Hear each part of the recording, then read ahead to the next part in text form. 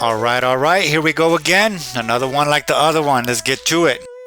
What if the most pivotal moment in the Christian story was even stranger, even more mystical than we ever imagined? What if the cross itself spoke? That feeling that the story we know is missing its most magical pages is what draws us to make the Gospel of Peter, a text so controversial it was almost lost to history, found in a monk's grave in Egypt in the 19th century. It presents a resurrection account that's less about atonement and more about a cosmic victory so loud, even the rocks cried out. Let's step into this strange and wonderful story together through the text's own words. The text describes the crucifixion with an almost palpable darkness, a sense of the cosmos itself grieving. The script goes like this.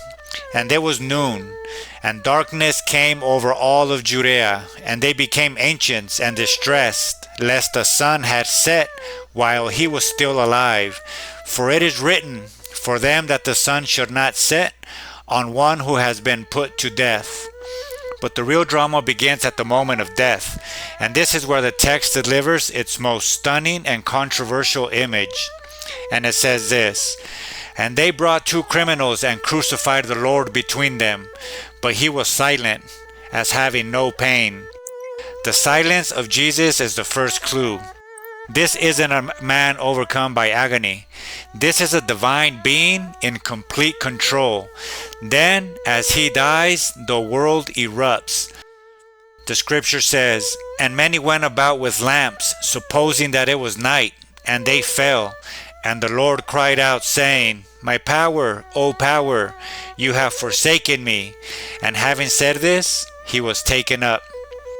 This cry is different from the canonical, my God, why have you forsaken me?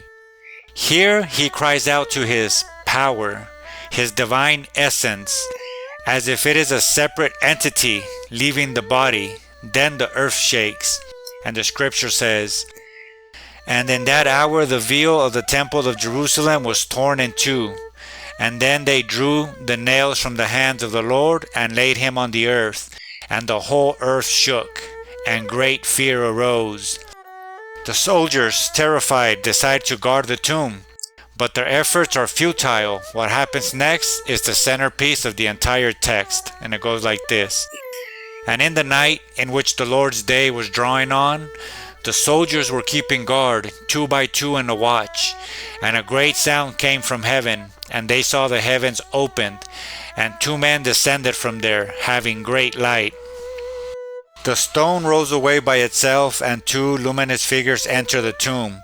A moment later, 3 figures emerge, and they saw again, this is from the scriptures, 3 men coming out of the tomb, and 2 of them supporting the one, and the cross following them. And the heads of the 2 reached the heaven, but the head of the one they led by the hand surpassed the heavens.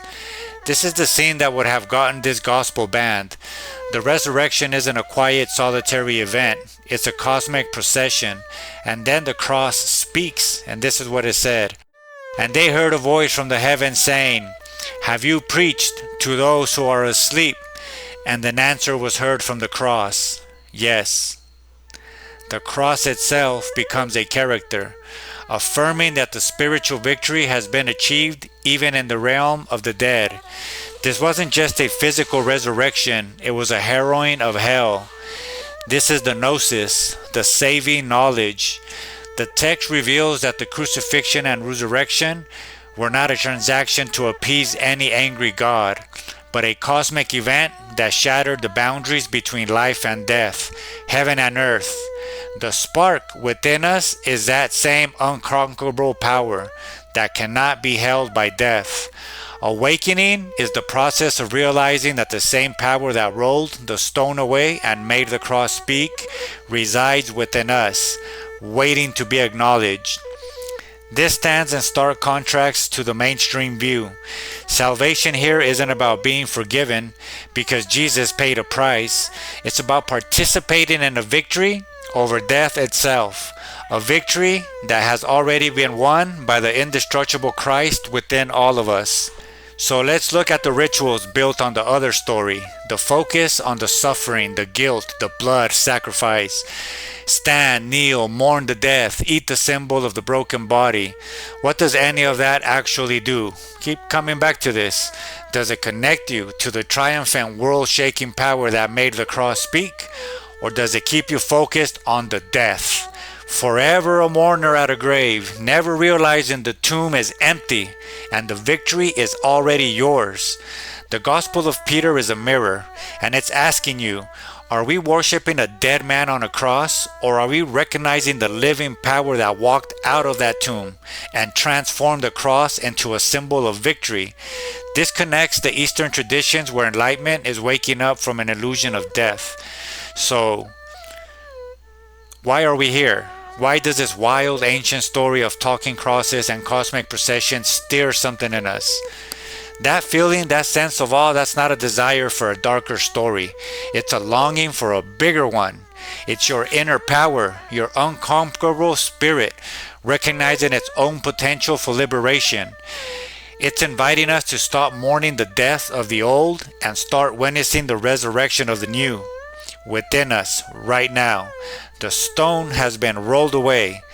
The cross has spoken. Will we listen?